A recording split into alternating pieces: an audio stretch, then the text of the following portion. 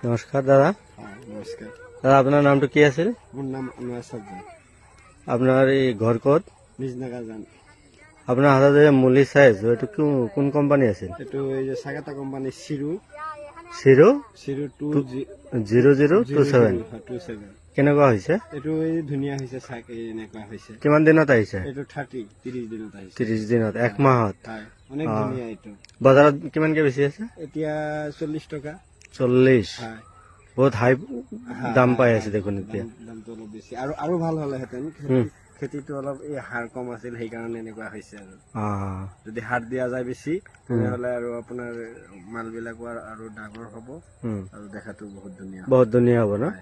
তেনে খেতিটো বহুত ভালেই হৈছে। ভালেই হৈছে, মোটামুটি ভালেই হৈছে। উঠাইছে কিবাৰ? এইবাৰলৈকে 3বাৰ হ'ল। 3বাৰ উঠাইছে।